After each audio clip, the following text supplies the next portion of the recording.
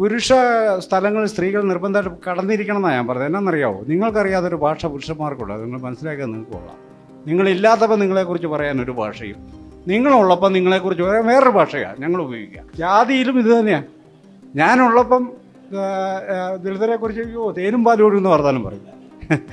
ഞാനില്ലാത്തപ്പം തിരിച്ചും പറയും. ഇത് കാസ്റ്റിനും ജെൻഡറിനും രണ്ട് ലാംഗ്വേജ്, ഇരട്ട നാവുണ്ടെന്ന് നമ്മൾ മനസ്സിലാക്കണം. അദ്ദേഹം പറഞ്ഞത് വളരെ കൃത്യമായിട്ടുള്ള ഒരു കാര്യമാണ്. രണ്ട് ഭാഷ ജെൻഡറിനും കാസ്റ്റിനുണ്ട്. ഇപ്പം മതത്തിനുണ്ട് എന്ന് എനിക്ക് തോന്നുന്നു. ഇപ്പം അന്യമതക്കാരനെ കാണുന്ന സമയത്ത് BJP-ക്കാർ പറയുന്ന ഒരു പ്രത്യേക ഡയലോഗ് നിങ്ങൾ കേട്ടിട്ടില്ലേ? ക്രിസ്ത്യൻ സഹോദരൻ, മുസ്ലിം സഹോദരൻ, എനിക്ക് ക്രിസ്ത്യൻ സുഹൃത്തുക്കളുണ്ട്, മുസ്ലിം സുഹൃത്തുക്കളുണ്ട് എന്നൊക്കെ പറയുന്ന ആ ഒരു ഭാഷ, അതും ഈ രണ്ട് ഭാഷയിൽ പെട്ട ഭാഷയാണ്. സ്ത്രീകളെ കുറിച്ചിട്ട് പുരുഷന്മാർ അവരുടെ സ്വകാര്യ ഇടങ്ങളിൽ പല കാര്യങ്ങളും പറയും. ഈ കാര്യങ്ങൾ പറഞ്ഞ് അത് അവിടെ നിർത്തിക്കോണം, പ്രവൃത്തിയിലേക്ക് വരരുത് എന്നുള്ളതാണ്. ഈ സ്വകാര്യ ഇടങ്ങളിൽ അത് പറയുന്നതിന്റെ അളവ് കുറച്ചുകൊണ്ട് വരാനായിട്ട് പറ്റും. അവിടെയാണ് നമ്മൾ നല്ലൊരു മാറ്റം, പേഴ്സണാലിറ്റി ഡെവലപ്മെന്റ് എന്ന് പറയുന്നത്. നമ്മളിൽ പല ആളുകൾക്കും വലിയ കാര്യമായിട്ടുള്ള മാറ്റമൊന്നും വരുത്താൻ പറ്റാത്ത നമ്മുടെ കണ്ടീഷനിങ് കൊണ്ടായിരിക്കും. നിങ്ങളുടെ സ്വകാര്യ ഇടങ്ങളിൽ നിങ്ങൾ എന്ത് പറഞ്ഞാലും അത് ആരെ എഫക്ട് ചെയ്യുന്നില്ല. പൊതുവിടങ്ങളിൽ ഇത് പറയാൻ പാടില്ലാത്തതാണ് എന്നുള്ളൊരു ധാരണ നിങ്ങൾക്ക് വേണം. അത് പൊതുവിടത്തിൽ പറയരുത് എന്നുള്ള മിനിമം മര്യാദ മാത്രമേ പലപ്പോഴും ഈ ജാതിയുടെ കാര്യത്തിലും മതത്തിന്റെ കാര്യത്തിലും കാസ്റ്റിന്റെ കാര്യത്തിലൊക്കെ മിനിമം പല ആളുകളും ഇപ്പോൾ ആവശ്യപ്പെടുന്നുള്ളൂ, സൊസൈറ്റി നമ്മളോട് ആവശ്യപ്പെടുന്നുള്ളൂ. ആ ഒരു മര്യാദയെങ്കിലും കാണിക്കുക. അങ്ങനെ